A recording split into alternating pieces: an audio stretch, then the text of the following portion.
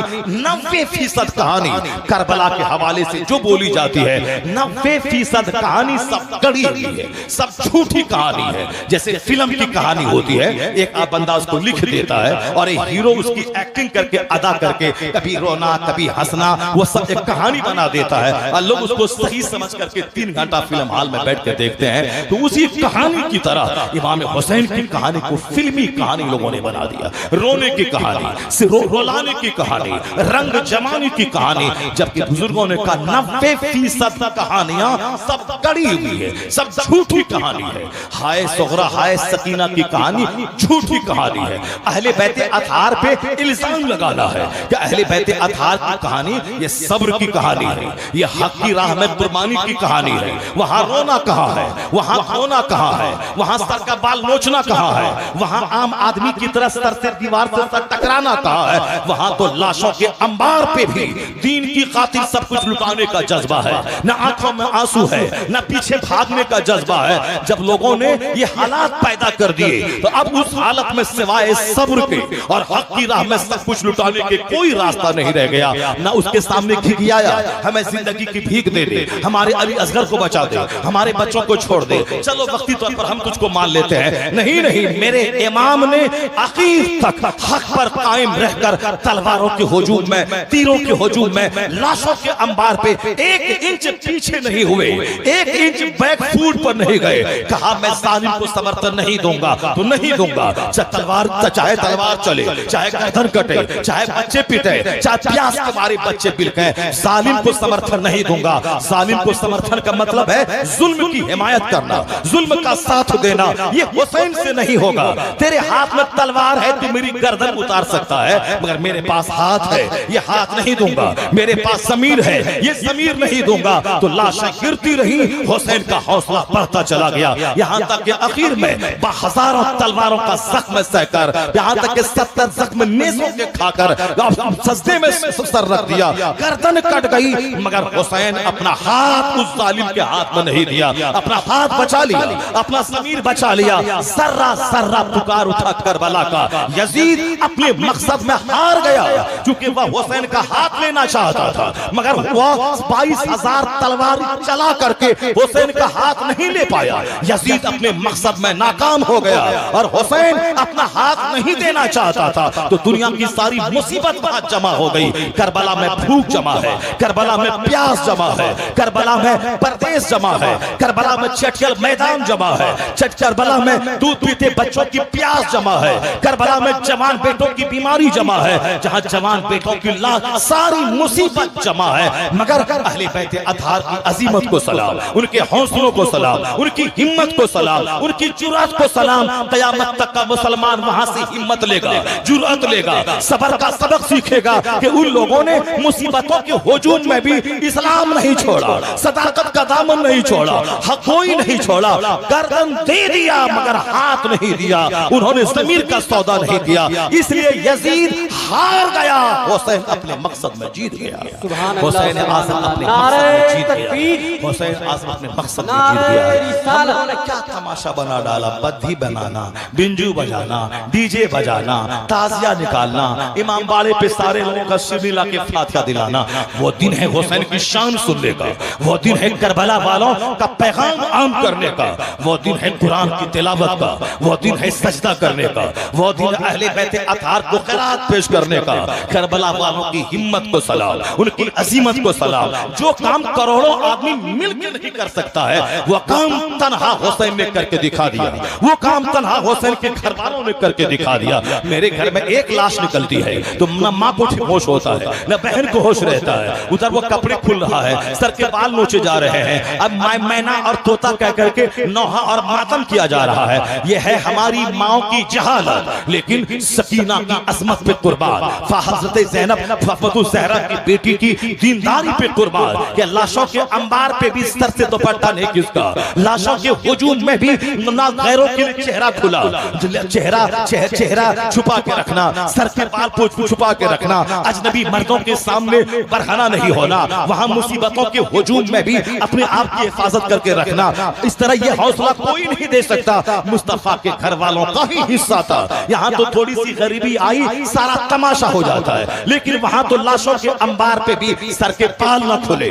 वहां सीना को भी नहीं हुई, न चेहरे को पीटा गया, क्योंकि मुस्तफा ने कहा है लैसा मिन्ना मन ज़रबल हुदूद व शक्कल जुयूब व ताबतल जाहिलिया। हुजूर कहते हैं वो हमारे घरों में से नहीं है जो अपने चेहरे पे मारे, जो अपने गरीबान को फाड़े, जो जाहिलियत के जमाने की तरह नौहा और मातम करे। हुजूर कहते हैं वो हमारे घरों में से नहीं है, वो हमारी उम्मत में से लैसा मिन्ना मन ज़रबल हुदूद, जो अपने चेहरे पे मारे वो हम में से नहीं है, जो अपने गरीबान फाड़े वो हम में से नहीं है, जो दावल जाहिलिया, जो जाहिलियत के जमाने की तरह नौहा मातम करे। जब तक जिंदा है तो पूछने वाला नहीं है, हम मरने के बाद मैना और सोना हो गया, उसके बाद ना एक एक बातों को याद करके रोना है और सीना पीटना है। इमाम हुसैन के ना इमाम के घर वालों ने बता दिया कि जब वहां का मर्द भी लाजवाब है, वहां की मस्तूरात भी लाजवाब है, वहां की खातून भी लाजवाब है, इसलिए हुजूर के घर वालों से हटा तो हमारा तमाशा बढ़ गया। आज जिस दिन मुस्तफा के घर वालों की सच्ची मोहब्बत पैदा होगी, उस दिन सजदा बढ़ेगा, उस दिन नमाज बढ़ेगी, तमाशा घटेगा, जहालत घटेगी, जाहिलियत घटेगी, सजदा बढ़ेगा, इबादत बढ़ेगी, तिलावत बढ़ेगी, जिक्र अस्कार बढ़ेगा, और फिर ईमान की पुख्तगी बढ़ेगी कि कोई नौकरी ईमान लूट न ले और कोई छोकरी ईमान लूट न ले। ये उस वक्त बात होगी जब अहले बैत से सच्ची मोहब्बत होगी, जब कुरान से सच्ची मोहब्बत होगी, जब हमारे घर में आखिरत का, जन्नत का, मुस्तफा के शहजादों का जिक्र होगा। तुम्हारी बेटी का भी ईमान स्ट्रांग होगा। कोई 5 करोड़ दे के भी ईमान लूटना चाहे, हमारी बेटी उसके चेहरे पे थूक देगी और कहेगी मैं फातिमा ज़हरा की कनीज हूं, मैं जान दे दूंगी मगर अपना ईमान, अपना हया नहीं दूंगी, इसलिए मैं ईमान का सौदा नहीं करूंगी। ये बात वह बोलेगी जिस फातिमा को जानती है, ये बात वह बोलेगी जो सकीना को जानती है, ये बात वह बोलेगी जो जैनब को जानती है, ये बात वह बोलेगी जो शहरबानों को जानती है, ये बात वह बोलेगी जो मुस्तफा की बीवियों को जानती है, जो करीना को जानती है, जो कैटरीना को जानती है, जो शाहरुख खान की बीवी गोरी खान को जानती है। वह तो किसी खूबसूरत लड़के को देखेगा ईमान बेच डालेगी, वह तो नौकरी वाले को देखेगा ईमान बेच डालेगी। यही हाल हो रहा है मुसलमानों के कई लाख बच्चे जो गैरों की गोद में भीड़ चढ़ गए, इसीलिए उनके घर में तमाशा है, उनके घर में व्हाट्सएप है, उनके घर में इंस्टाग्राम है, उनसे घर में रात रात भर बुल फिल्में देखी जाती है, उनके घर में मौलाना को गाली दिया जाता है, उनके घर में दीन के नाम पे सिर्फ सेवई खाना और दीन के नाम पे सेवाई सिर्फ टोपी पहनना और नया कपड़ा पहनना, यही ईद है। चाहे रमजान में एक रात तरावी न पढ़ा हो, चाहे रमजान में खत्म कुरान न किया हो, एक दिन का रोजा न रखा हो, उसका मतलब ईद है सेवई खाना, उसके मतलब ईद है त्योहार मौज मस्ती करना। हमने इस्लाम को समझा ही नहीं, इसलिए हमारे बच्चे क्या इस्लाम के नाम पे सब कुछ कुर्बान करेंगे। आज जरूरत है कि हुसैन आजम को पढ़ा जाए, अपने बच्चों की गुट्ठी में ईमान पिलाया जाए। ये दुनिया क्षण भर की है, आखिरत दायमी है। ये मुस्तफा के घर वाले हमारे लिए मॉडल है, उनकी कुर्बानी हमारे लिए एक अजीम शाहरा है, उससे रोशनी हासिल करनी है, हक पर कायम रहना है, सच्चाई का दामन थामे रहना है, कभी झूठ फरेब के लालच में नहीं पड़ना है, हया और पर्दा का दामन थामे रहना है, कभी फिल्मी कल्चर को नहीं पकड़ना है। अगर हमने ऐसे अपने बच्चों को सिखाया, मेरा बेटा नौकरी मिले ना मिले, वह कभी किसी काफिरा की शक्ल सूरत देखकर अपना ईमान नहीं बेचेगा। उसकी गुट्ठी में हुसैन और की मोहब्बत पिला देनी है, ताकि जान जाए मगर ईमान न जाए, हया न जाए, इज्जत न जाए, ये बदन नापाक न हो। तो उसके लिए जरूरी है कि फिजिक्स से बाद में पढ़े, पहले वो कुरान पढ़े, केमिस्ट्री बाद में पढ़े, पहले मुस्तफा की हदीस पढ़े, पहले दुनियादारों की कहानी बाद में पढ़े, पहले मुस्तफा के घर वालों की कहानी पढ़े। इसलिए हुजूर ने कहा था कुरान और मेरे घर वाले, इन दोनों की मोहब्बत की रस्सी को थामे रखोगे तो गुमराह नहीं होगे। तो जिनके घर में ये दोनों चीजें हैं, उनका बेटा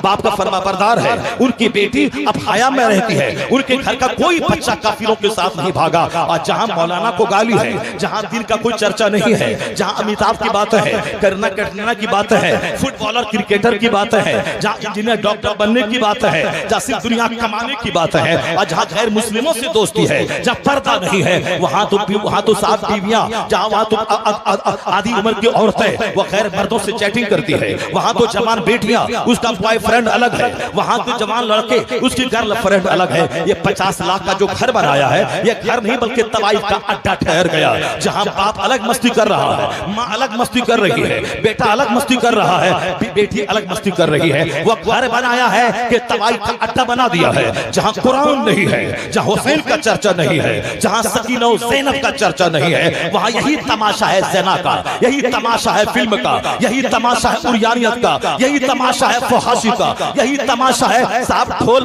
बजाने का, नाचने का, गाने का और डीजे का तमाशा है। जिस दिन घर में हुसैन आ गए जहालत मिटेगी, शरीयत का राज कायम हो जाएगा। इसलिए मुस्तफा ने कहा था दो भारी चीजें मैं छोड़ के जा रहा हूं, इन दोनों का दामन मजबूती से थामे रहना, गुमराह नहीं हो गए। यह दोनों हैं, दोनों से नूर मिलता है, कुरान से भी नूर मिलता है और अहले बैत से भी नूर मिलता है। बस थोड़ी सी सच्ची कहानी चंद मिनटों में, उसके बाद आप जो चाहते हैं वही होगा। चूंकि अब आप खिताब सुनने का, खिताब पे अमल करने का कोई तो है नहीं, अब तो साहब स्टाइल देखना है और साहब जिंदगी जैसे हम गुजार रहे हैं वैसे ही गुजारेंगे, उसमें कोई तब्दीली और चेंजिंग तो लाने का है नहीं। अलबत्ता प्रयास नहीं छोड़ा जाएगा, जुमा का खुतबा बंद नहीं होगा, चाहे एक बंदा नमाजी बने न बने, ईदैन का खुतबा बंद नहीं होगा, चाहे एक बंदा नमाजी बने न बने, अजान बंद नहीं होगी, ये नमाज का ऐलान है। एक बंदा नमाज पढ़ने आए ना आए, अजान होगी क़यामत तक, जुमा का बयान होगा क़यामत तक, ईदैन की तकरीरें होंगी क़यामत तक। ये चीजें जरूरी हैं, होती रहेंगी। जिसके दिल में अल्लाह मोहब्बत डालेगा उसको दीन की तरफ माइल होगा। जो मर चुका है जिसका सीना, जिसको जहन्नमी बनना है, तबाह बर्बाद होना है, उसके सामने चाहे हजार चीजें खोल कर रख दी जाए, उसके सीने पे असर होने वाला नहीं है। जो जमीन बंजर, जो जमीन सड़ी हुई है, वो हजार बारिश आसमान से हो, वहां से हरी फसल पैदा होने वाली नहीं है। लेकिन जो जमीन जरखेज है, थोड़ा सा पानी पड़ा लहलहाते ये फसल पैदा होती है और फिर वह सारे लोगों को, देखने वालों को खुश कर देती है वह फसलें। तो यह नसीहत पे सीने, नसीहत का पानी सीने पर पड़ता है। जो सीना जरखेज है उसके हाथ पांव से अच्छे काम का ज़हूर सुदूर होता है, और जो सीना मर चुका है तो फिर तो उसको अच्छी मजलिसों में, मस्जिदों में, खानकाहों में, काबा के पास, गुंबद खदरा के पास भी सुकून नहीं मिलता है। वह जाता भी हर जगह इंजॉय करने के लिए जाता है। इखलास से खाली सीना, मरा हुआ सीना है। इसलिए ये तकरीर तो बंद नहीं होगी। अलबत्ता एक आदमी आए चाहे 1 लाख आदमी आए, ये प्रयास क़यामत तक रहेगा, अमरे बिल मारूफ किया जाता रहेगा। किसी की गर्दन में चादर डाल के नमाजी बनाना न किसी नबी पर फर्ज था, न नबी के गुलाम उलमा पे फर्ज है।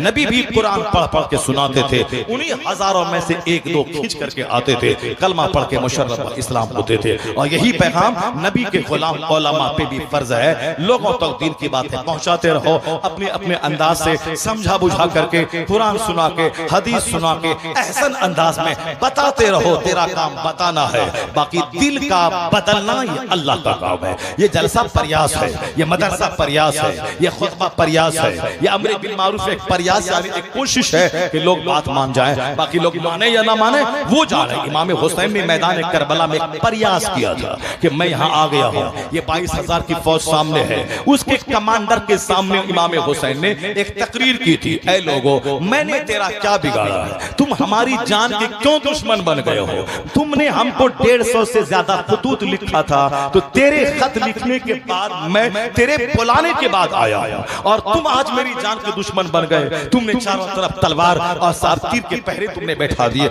आखिर क्या है तेरा मकसद? तुमने क्या, मैं लड़ने आया हूँ, मैं तेरे बुलाने से आया हूँ। अब अगर तुझको मेरा बुलाना पसंद नहीं है, मेरा आना पसंद नहीं है, मुझको वापस मदीना जाने दे, ताकि मैं मदीना जाकर के अपना चैन जिंदगी के दिन गुजार लूं। अगर ये तुमको पसंद नहीं है तो मुझको यहाँ से सीधे यजीद के पास जाने दे दमिश्क, ताकि मैं यजीद से बैठ करके बात, मसले का हल निकालूं, मैं उनसे गुफ्तगू करूं, मैं अपनी बात बताऊं। और फिर अगर ये भी पसंद नहीं है, मुझे किसी इस्लामी मुल्क की तरफ जाने दे, यानी उन इलाकों की तरफ जहां मुसलमान रहते हैं, वहां जाऊं, मैं दीन की तबलीग करूं, इस्लाम की तबलीग करता हुआ मैं अपनी जिंदगी के दिन गुजार दूं। उनका सीना मर चुका था सामने वाले का, चूंकि यजीद ने इतने इनाम के लालच दिया था। उन लोगों ने किसी को कहा था कि अमर इब्ने साद रय की गवर्नरी तुझको दे दूंगा अगर तुमने हुसैन की मुहिम को तुमने सर किया।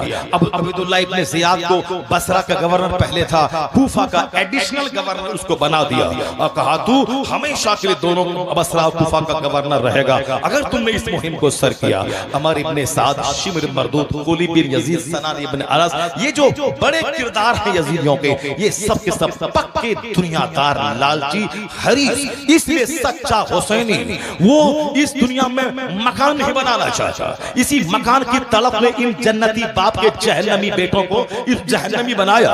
वो कौन लोग थे? अमर इब्ने साद, साद इब्ने वक़ास जन्नती बाप का बेटा था जो जहन्नमी हो गया। यजीद जन्नती बाप का जहन्नमी बेटा। हजरत अमीर मुआविया जन्नती हैं, चूंकि वो सहाबी हैं। सारे सहाबा जन्नती हैं, अल्लाह ने वादा कर लिया है। सहाबा कराम से कोई भूल चूक अगर हुई कभी, अल्लाह ने सबको माफ कर दिया, सब जन्नती है। सहाबा कराम को न गाली देना है, न उसकी खता को पकड़ना है, खता इस्तिहादी समझकर उसकी खता को भी नेकी तस्वुर करना है। इसलिए अमीर मुआविया जन्नती, उनका बेटा यजीद जहन्नमी। साद इब्ने वक़ास जन्नती, उसका बेटा अमर इब्ने साद जहन्नमी। उसमें बहुत सारे लोग थे जिनके बाप सहाबी, जिनके बाप ताबई। उन नेक लोगों के जहन्नमी बेटे हुसैन के इर्द गिर्द तलवार चमकाने लगे। कहा कोई शर्त नहीं मानी जाएगी, यजीद की बैअत कीजिए, यजीद का समर्थन कर दीजिए, उसकी हिमायत कीजिए। हुसैन आजम ने कहा ये तो बेजा मुतालबा है, ये गलत मुतालबा है, ये तो मुस्तफा के बेटे से नहीं होगा। हुसैन आजम ने समझाया कि देख मैं हूं कौन, इस रुए जमीन पर मेरे अलावा कोई मुस्तफा का हकीकी नवासा नहीं मौजूद है। मैं वही हुसैन हूं जिसके बारे में जिस नबी का कलमा तुम पढ़ता है, उस नबी ने कहा था अल हसन वल हुसैन सैयदा शबाब अहली जन्ना। ये हसन हुसैन जन्नती नौजवानों के सरदार है। मैं जन्नती जी नहीं, जन्नती नौजवान का सरदार हूं। ये हमारे पैगंबर, हमारे नाना तेरे पैगंबर जिसका कलमा तुम पढ़ता है, उस पैगंबर ने कहा है। तो अब तू किसके खिलाफ तू जंग छेड़ रहा है? किसके खिलाफ तू तलवार चमका रहा है? किसकी गर्दन काटने के लिए अपने बहादुरों, अपने पहलवानों को तू सामने ले आया है? किसके खिलाफ? कलमा पढ़ते हो, नबी के नवासे के खिलाफ तुमने तीर और तलवार का एक दीवार तुमने खड़ी कर दी है। मेरा हक पहचानो। नाना जान को क्या मुंह दिखलाओगे? जिस नबी का कलमा पढ़ते हो उसकी शफाअत तुझको कैसे मिलेगी? जिनके घर वालों को उजाड़ने का प्लान बनाते हो, जिनकी औरतों को कैदी बनाने का प्लान बनाते हो, उनकी शफाअत की उम्मीद तुम करते हो, कैसे करते हो? उस तकरीर को सुनने के बाद जो साहिब ज़मीर थे उनका दिल हिल गया। जनाबे हुर यजीद की फौज में था, उन्होंने वहां से लपक के इमाम हुसैन के पास आके अपनी गलती की माफी मांगी, फिर हुसैन के साथ दिया और जब तक शहीद नहीं हो गए वो अपने घोड़े से नीचे नहीं उतरे। ये जो खुशकिस्मत लोग थे वहां से चल के इधर आ गए, मगर बदनसीब जिसके दिमाग पे दुनिया की हवस थी, अच्छा खाना, अच्छा पहनना, हुकूमत करना, सरदारी करना, वो तबाह और बर्बाद हो गए। एक कौम मुस्लिम इमाम हुसैन मदीना में थे, मदीने में यजीद का कासिद पहुंचा और कहा कि अमीर मुआविया का इंतकाल हो गया है, यजीद खलीफा बन गया है और आप उनकी बैअत कर लें। इमाम हुसैन के सामने दो ऑप्शन था, एक यजीद को मान लेना, चलो तुम जानो, तुम शराबी हो, पापी हो, बेनमाजी हो, तुम जानो तुम्हारा काम जाने, लेकिन हमने तुमको मान लिया इसी शर्त पर कि तू हमें मदीने का गवर्नर बना दे, हर महीने 4 लाख रुपए महीना तनख्वाह मेरी मुकर्रर कर दे। यजीद कूद के दे देता, चूंकि यजीद चाहता यही था कि हुसैन समर्थन दे दे, चूंकि उनको डर था कि बज़ाहिर सत्ता पे कब्जा हमारा है। चूंकि यजीद ने जबरदस्ती सत्ता को छीना। सिद्दीक अकबर सरकार के विसाल के बाद मुसलमानों की राय से खलीफा बने। सिद्दीक अकबर के विसाल के बाद उमर फारूक मुसलमानों की राय से खलीफा बने। हजरत उस्मान गनी उमर फारूक की शहादत के बाद मुसलमानों की राय से खलीफा बने। हजरत उस्मान गनी की शहादत के बाद मौला अली मुसलमानों की राय से खलीफा बने। हजरत अली की शहादत के बाद इमाम हसन 40,000 अरब की राय से खलीफा बने। ये खिलाफत राशिदा है जो मुसलमानों की राय से बने। अब जब हजरत अमीर मुआविया अपनी फौज लेके आगे बढ़े, इधर से इमाम हसन आगे बढ़े, चूंकि इमाम हसन मुसलमानों के जरिए चुने हुए खलीफा है और हुजूर ने कहा था कि मेरे विसाल के बाद मेरे बाद खिलाफत 30 साल तक रहेगी और इमाम हसन की 6 महीने की खिलाफत लेकर पूरा 30 साल हो जाता है। अब 30 साल के बाद क्या होगा? बादशाहत होगी। हजरत अमीर मुआविया रज़ी अल्लाह तआला अन्हु फौज लेके आ गए। इधर से इमाम हसन के करीब था कि दोनों फौज टकरा जाती और फिर लाखों मुसलमान शहीद हो जाते, मगर इमाम हसन मुस्तफा का नवासा, जिसके मुंह में मुस्तफा ने लोहा में दहन डाला था, जिनके लिए हुजूर ने सजदा दराज किया था, जिनके लिए हुजूर ने अपने कांधे पे जिनको सवार किया था, यह दोनों नवासा मुस्तफा का, जिसकी उसकी जवानी लाजवाब, जिनका बचपन लाजवाब और जिनकी जिंदगी के आखिरी लम्हात लाजवाब, यानी सर से लेके पांव तक मुस्तफा के सिफात का जो मजहर था वो हसन और हुसैन। सिर्फ हम शहादत को जानते हैं, उनकी जवानी के दिनों को नहीं जानते हैं, उनकी पाक दामनी को नहीं जानते हैं। 55 साल की उम्र में 25 हज इमाम हसन और हुसैन ने पैदल चल के किया है। अरफात 400 किलोमीटर दूर पैदल चलकर जाना, फिर पैदल चलकर आना। आला किस्म का घोड़ा मौजूद मौजूद होता था, लेकिन आप पैदल हज को जाते थे। चूंकि हदीस में आया है जिसके पांव में धूल लगी अल्लाह की राह में, जहां जहां गर्द लगेगी वहां वहां जहन्नम की आग हराम हो जाएगी। इमाम हसन फी सबीलिल्लाह अल्लाह की राह में 400 किलोमीटर आज से 1350 साल पहले कटीली संगला पथरीली राहों से पांव जख्मी हो जाते, पांव मतवर्रब हो जाते। आपके गुलाम कहते हुजूर घोड़े पे सवार हो जाएं, मगर आप सवार होते नहीं थे, थोड़ा रेस्ट लेते फिर चले जाते। इतना बड़ा हाजी दुनिया में कोई होगा जो पैदल चल के 25 हज किया होगा? ये इमाम हसन ने किया है, ये इमाम हुसैन ने किया है। इमाम हसन हुसैन उमर फारूक की फौज में थे, उस्मान गनी की फौज में थे, हजरत मौला अली की फौज में थे। ये वो थे जिनकी सारी जिंदगी इबादत, सजदे और जिहाद से इबारत है। हजरत अमीर मुआविया जब आए तो अमीर इमाम हसन ने सोचा क्योंकि मैं हक पर हूं, 40,000 फौज है, वो जान हथेली पे लिए हुआ है कि आप मेरे अमीर हैं। इन लोगों ने मुझको मेरे बाप की शहादत के बाद खलीफा चुना है, लेकिन हजरत अमीर मुआविया की फौज सामने आ गई है। अगर हम उनसे लड़ गए कई हजार मुसलमान शहीद हो जाएंगे। इमाम हसन ने बड़ी कुर्बानी दी। या तो अमीर मुआविया मान जाते, वो इमाम हसन को खिलाफत दे देते कि ठीक है आप ही रहे, हम तो गवर्नर थे और आप अब बाताज खलीफा बन जाएं, लेकिन उन्होंने आगे बढ़कर यह पेशकश नहीं की। तो इमाम हसन अगर जिद पर अड़े रहते और ये 40,000 लोग कहते थे नहीं मानना है, हम लोग हक पर हैं, हम उससे लड़ेंगे, मगर इमाम हसन ने अल्लाह की खुशनुदी की खातिर मुसलमानों को कत्ले आम से बचाने के लिए इन्होंने पहल करके कहा ठीक है मैं खिलाफत से दस्तबरदार होता हूं और आपको मैं खिलाफत देता हूं। 3 शर्तों के साथ अमीर मुआविया को इमाम हसन ने खिलाफत दे दी। कुर्सी कोई नहीं देता है। इमाम हुसैन ने जान करबला में दी, अपनी औलाद की कुर्बानी पेश की, भी बहुत बड़ी कुर्बानी है, जो सबसे बड़ी कुर्बानी है। लेकिन इमाम हसन की कुर्बानी भी कोई कम कुर्बानी नहीं है, क्योंकि बंदा जान दे देता है मगर कुर्सी नहीं देता है। आदमी गर्दन जान दे देता है मगर सत्ता नहीं छोड़ता है। इमाम हसन बड़े भाई ने सत्ता की कुर्बानी की है, कुर्सी की कुर्बानी की है, मुसलमानों को कई लाख मुसलमानों को कटने मरने से बचाया है। इसलिए इमाम हसन वो भी जन्नती नौजवानों के सरदार, वो भी शहीद आजम है, जिन्होंने फकीरी की जिंदगी गुजारना मंजूर कर लिया, मुसलमानों का कटवाना मंजूर नहीं किया। अमीर मुआविया को खिलाफत दे दी, आप फिर वहां से मदीना आ गए। आम मुसलमानों की तरह जाहिदाना जिंदगी आपने गुजारनी शुरू की। 20 साल तक अमीर मुआविया बहैसियत खलीफा रहे और उससे पहले 20 साल तक वह बहैसियत गवर्नर थे। 40 साल खिदमत अमीर मुआविया यजीद के बाप की है, जिन्होंने इस्लाम के लिए बहुत बड़ा कारनामा अंजाम दिया। उस 20 साल में जो लोग कहते इमाम हुसैन को सत्ता के लिए गए थे, कुर्सी के लिए गए थे, उनको कहा जाए कि जब अमीर मुआविया 20 साल तक खलीफा रहे, इमाम हसन ने उनको खिलाफत दे दी, वो 20 साल तक इस्लाम की खिदमत करते रहे। इस दरमियान में कभी तुम ये बता दे कि इमाम हुसैन अपने मानने वालों को लेकर अमीर मुआविया के पास गए कि खिलाफत तो मेरा हक है, मेरे बड़े भाई ने आपको दिया था, अब वह खिलाफत मुझको लौटा दीजिए, मैं बादशाहत करूंगा। 20 साल छोटा पीरियड नहीं होता है, 20 साल एक लंबा पीरियड है। एक बार भी ऐसा नहीं हुआ कि इमाम हुसैन सत्ता के लिए दमिश्क गए हो, सत्ता के लिए 40,000 की फौज जमा करके उनसे लड़ने गए हो। एक बार भी ऐसा तारीख में नहीं आता है। इमाम हुसैन कुर्सी के शौक में अमीर मुआविया से जंग करने गए नहीं। जब अमीर मुआविया का विसाल हो गया, विसाल होने के बाद उस कुर्सी पर, जिस कुर्सी पर इमाम हसन ने हजरत अमीर मुआविया को सपोर्ट किया था, उस कुर्सी पर यजीद जैसा फासिक, आवारा ख्याल, आजाद ख्याल आदमी कब्जा कर लिया। मुसलमानों की राय नहीं ली कि मेरा बाप मर गया, अब मुसलमानों का खलीफा कौन होगा। मुसलमानों की राय के बगैर फौज का चोरी छुपे चंद लोगों से अपनी बैअत लेकर फौज के सहारे जबरदस्ती चाहा कि सबसे मैं अपनी बैअत ले लूं, तो कमजोर किस्म के लोगों ने तो बैअत कर लिया।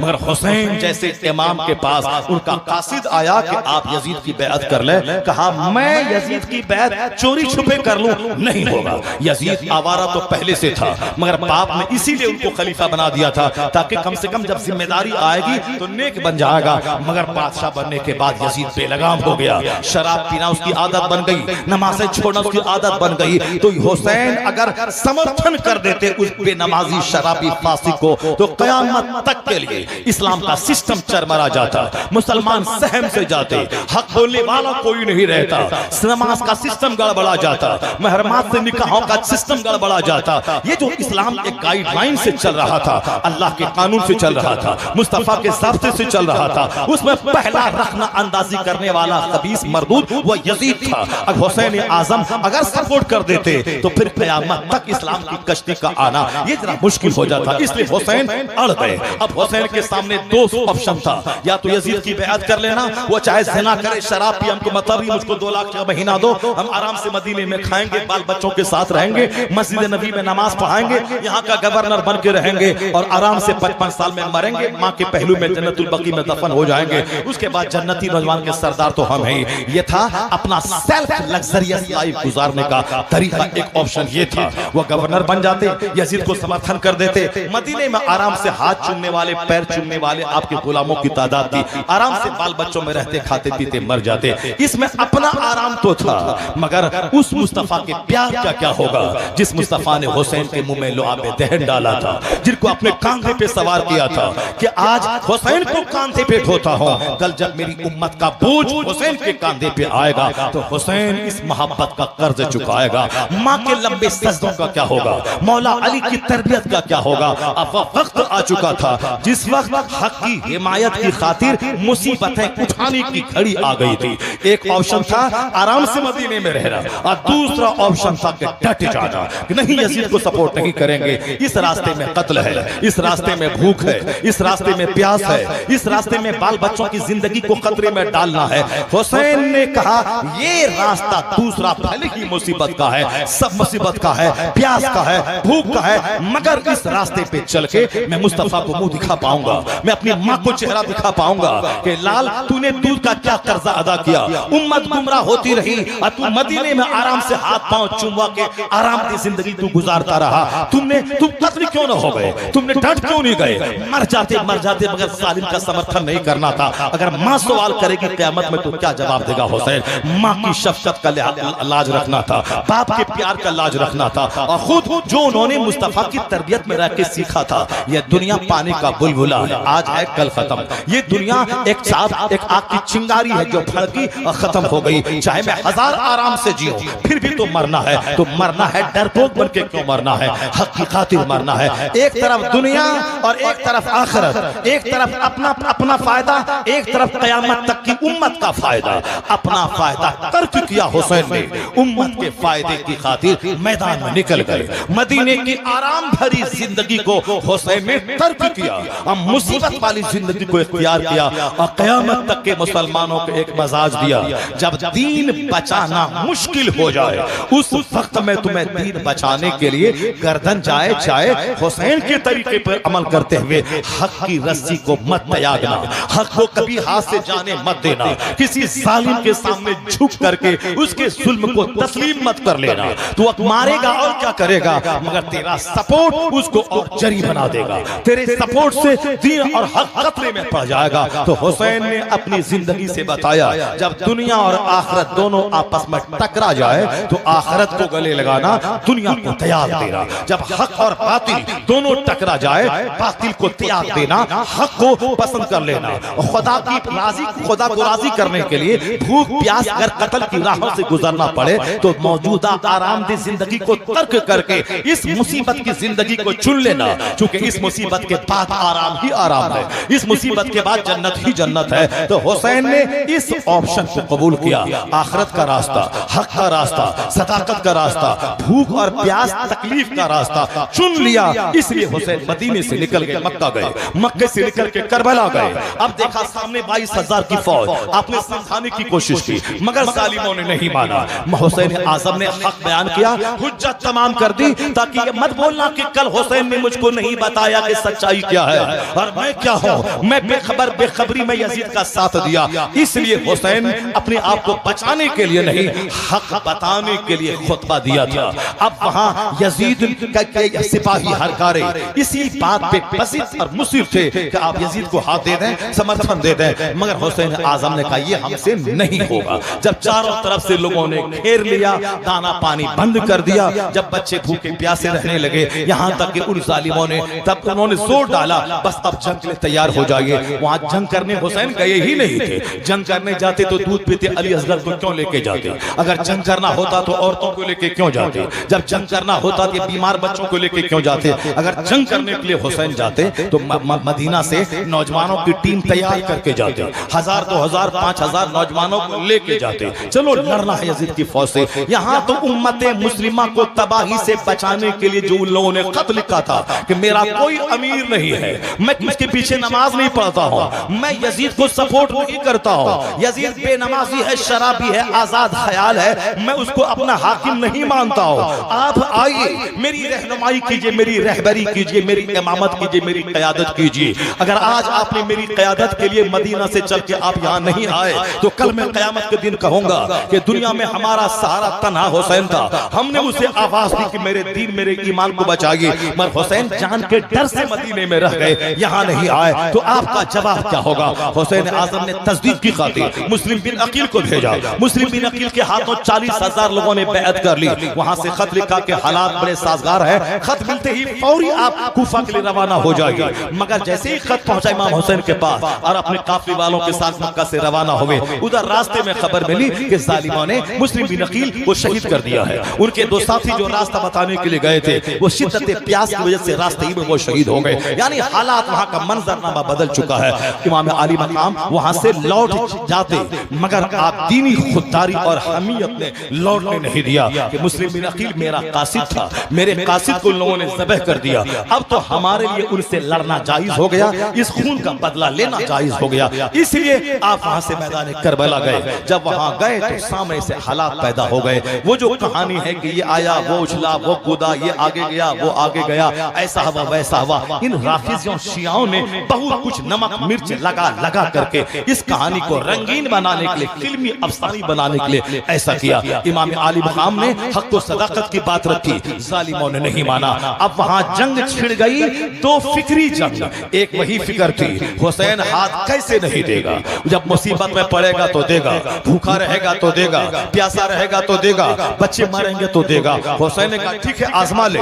अल्लाह रब्बुल इज्जत ने क्या कहा, मैं टेस्ट करूंगा, माल की कमी देकर, भूख देकर, औलाद की कमी देकर, जान लेकर, अगर तुमने सब्र किया तो तुझ पर रहमतों की बौछार है, तू ही हिदायत याफ्ता है। और अल्लाह ने क्या कहा कि ए ईमान वालों, जब मुसीबत आ जाए नमाज से मदद चाहना, सब्र से मदद चाहना। यहाँ है नमाज से मदद, सब्र से मदद, और हम मदद क्या चाह रहे हैं साहब? काफिरों से मदद, मुशरिकों से मदद, गोंडों से मदद, डकैतों से मदद। यह हमारा हाल हो गया कि डकैतों से दोस्ती इसीलिए करते हैं ताकि संकट की घड़ी में काम आए। दोस्ती मुत्तकी से नहीं है, दोस्ती डकैतों से है, चोरों से है। सबसे पहले अल्लाह ने कहा कि नमाज से मदद मांग। जब मुसीबत आ जाए वजू कर, नमाज के लिए खड़ा हो जा। जब मुसीबत आए सब्र कर, सब्र का पत्थर सीने पे रख ले, खामोश हो जा, और अल्लाह की तकदीर पे राजी रह जा। बच्चा मरा, खामोश रह, दौलत घटी, खामोश रह, खौफ का माहौल पैदा हो, खामोश रह। सब्र में बड़ी ताकत है। अल्लाह कहता है सब्र से मदद मांग, नमाज के जरिए मदद मांग, और हम तुझे आजमाएंगे दुनिया में। जब तुमको खरबों साल की जन्नत देंगे, जो सोने चांदी का मकान देंगे, जहां सदा तू जिंदा रहेगा, मौत ही नहीं आएगी। दुनिया का 100 साल 1 मिनट, वहां तुझको महासंख्यों साल रहना है। जहां मौत को ज़बह कर दी जाएगी, वहां सिर्फ ऐश ही ऐश है। वहां दूध की नहर है, शराबन तहूरा की नहर है, वहां असलम मुस्तफा की नहर है। 70-70 बीवियां तेरे निकाह में रहेंगी। जहां कोई दुख का साया ना होगा, जवानी होगी, बीवी होगी, वहां कोई रोजा रखने की मुसीबत ना होगी। असल में ऐश तो आखिरत का है। जब इतना बड़ा ऐश तेरे लिए मैंने मुकर्रर कर दिया है, तो दुनिया में तो थोड़ा टेस्ट लूंगा, आजमाऊंगा तुम्हें, खौफ के माहौल में आजमाऊंगा तुम्हें, जान की कमी देख के आजमाऊंगा। करबला में भूख भी जमा है, करबला में औलाद की जिंदगी जारी वो भी जमा है, करबला में खौफ भी जमा है। तो जो जो इस आयत करीमा में है वो सारी बातें करबला में जमा है। प्रदेश चटकल मैदान, सामने रिश्तेदार है, वो यजीद के खानदान वाले, कोई दूर के आगे जाने के बाद कबीले कुरैश के ही लोग थे। हजरत मौला अली का साला वहां मौजूद था, यानी ऐसे रिश्तेदार भी थे, और वो सब के सब कलमा पढ़ने वाले थे। आगे चल के एक ही खानदान के लोग थे, मगर कुर्सी की हवस ने उन सबों को आखिरत के ताल्लुक से उन लोगों को अंधा बना दिया। दुनिया का ऐश उन लोगों को छा गया, इसीलिए आखिरत से टकरा गए, हक से टकरा गए। इमाम आली मकाम ने कहा ठीक है, तुमको जो करना है करो, अगर तुमने नहीं बुलाया है, अगर मुझको जाने भी नहीं दे रहा है, अब तेरे जी में जो आता है तू कर ले।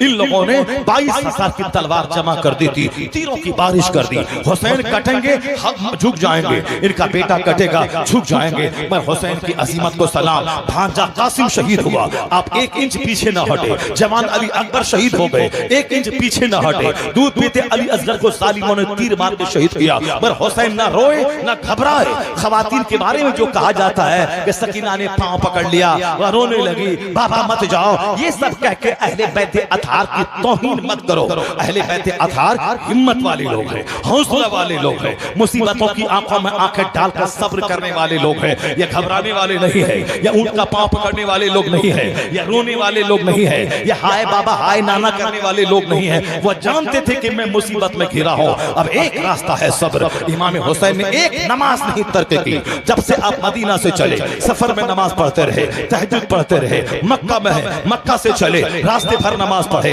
अब करबला में जिस दिन से कयाम आपका रहा, एक नमाज आपने नहीं छोड़ी। नमाज के लिए वुजू भी फरात के पानी से करते रहे, यहाँ तक कि अलबिदाया व निहाया में आया है, भले ही पानी की किल्लत थी खेमे में, लेकिन उस किल्लत के बावजूद खेमे में पानी था। और इमाम हुसैन 10वीं तारीख को मैदान जंग में जाने से पहले आपने गुस्ल फरमाया, आपने जोड़े पहले, जबरदस्त खुशबू आपने लगाई, आपने अमामा बांधा, हाथ में तलवार ली, तब सालिमों की तरफ आप निकले। यानी ये वीरों की कहानी है, ये बहादुरों की कहानी है, ये हक की खातिर जान देने वालों की कहानी है। मुस्तफा का कुंबा कभी कभी बातिल से डरा नहीं है, उनसे दबा नहीं है, उनकी हिमायत नहीं किया है। उनकी औरतें लाजवाब, उनके बच्चे लाजवाब, उनके बूढ़े लाजवाब, उनके बीमार लाजवाब। बहुत सारे लोग नमक मिर्च लगा के खुद रोना, दूसरों को रोलाने की कहानी करबला की कहानी बना दिया। ये अहले बैत अतहार पे इल्जाम है कि वो रो रहे हैं, घबरा रहे हैं, औरतें कश खा के गिर रही हैं। नहीं नहीं, वो तो हिम्मतों का पहाड़ थे वो लोग, उनके सीने पे सब्र की चट्टान रखे हुए थे।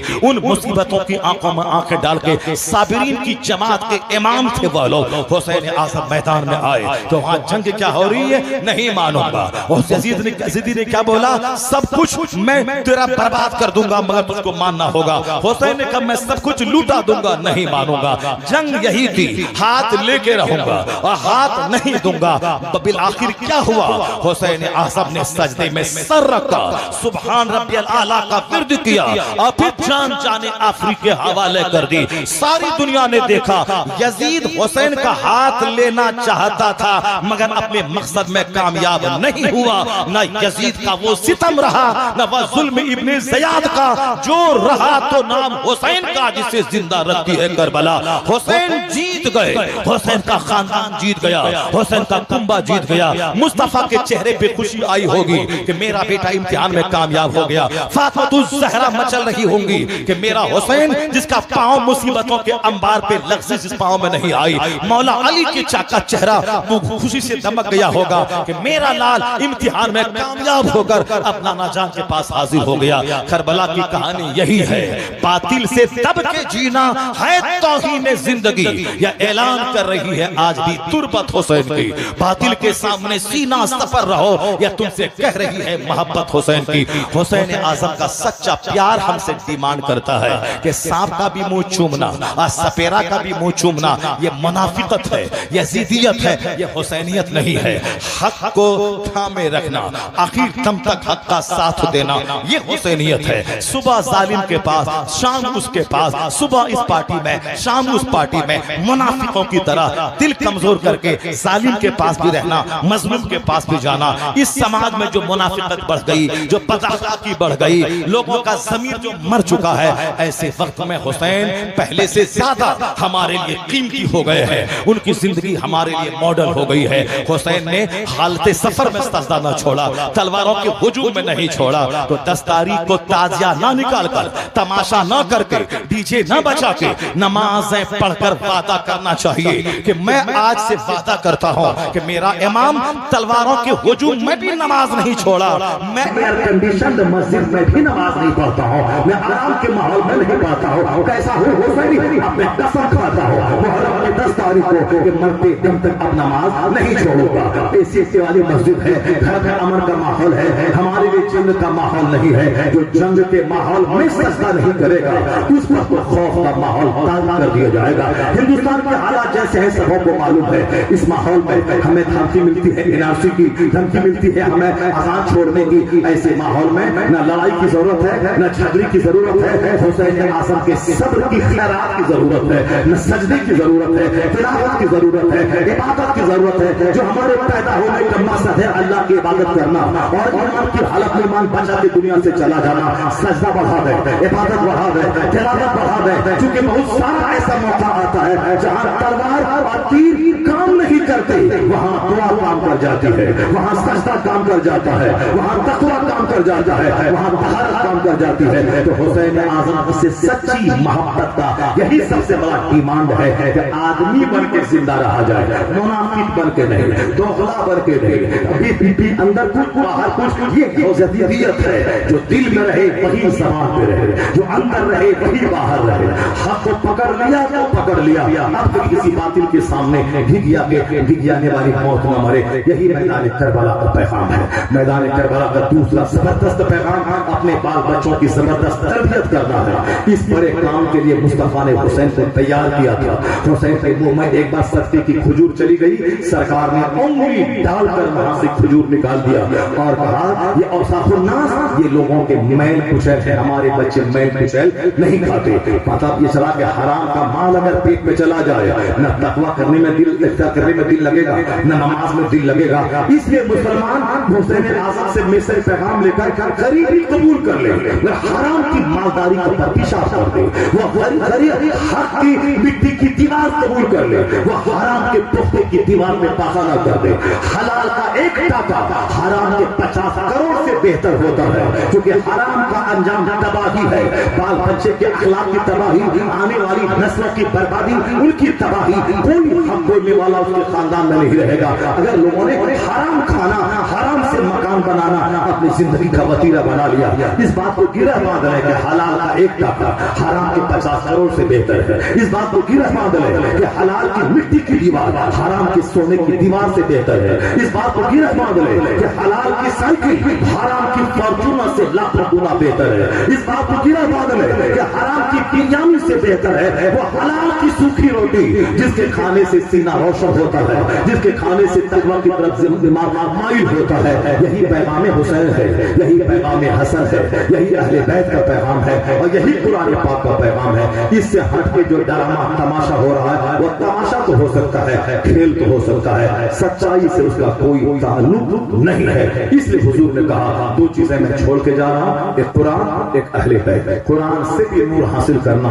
पढ़ते रहना, समझते रहना, उस पर अमल करना और प्रैक्टिकल करके अहले बैत ने दिखा दिया है। कुरान ने कहा सब्र करो, अहले बैत ने सब्र करके दिखा दिया है। कुरान थ्योरी है, अहले बैत प्रैक्टिकल है। तो अहले बैत से मोहब्बत करना, हसन हुसैन से मोहब्बत करना, सैयदा फातिमा की सीरत से मोहब्बत करना, अपने बाल बच्चों के सामने उन कहानियों को दोहराना ताकि बाल बच्चे भी उसी की मोहब्बत में जीने लगे और मरने का प्लान बनाए। अल्लाह तबारक व तआला हमको और आपको सबों को खेल तमाशे से बचकर हुसैन आजम की जिंदगी से नूर हासिल करने की तौफीक अता फरमाए। अल्लाह से भी दुआ भी मांगे कि ए अल्लाह उस नूर की खैरात हमको अता फरमा दे जो दुआ आला हजरत ने की थी, सरकार की बारगाह में जो फरियाद आला हजरत ने की थी कि चमक तुझसे पाते हैं सब पाने वाले, मेरा दिल भी चमका दे चमकाने वाले। हुसैन आजम नूर हैं, उनसे नूर मांगे, दुआ में कहिए कि अल्लाह मुझे हुसैनी बना दे, मुझे हक पर रहने वाला बना दे, मेरे दिल से हराम की लालच मिटा दे, मेरे दिल से गुनाह करने की जो ललक है वो खत्म कर दे। इमाम हुसैन के वसीले से जो मांगी जाती है अल्लाह उसको कबूल फरमाता है। अल्लाह तबारक व तआला हम सबों को इमाम हुसैन के गुलामों में कबूल फरमाए, उनके गुलामों के साथ क़यामत में हश्र फरमाए। आमीन। व आखिर दाअवाना अनिल हम्दुलिल्लाहि रब्बिल आलमीन। अस्सलामु अलैकुम।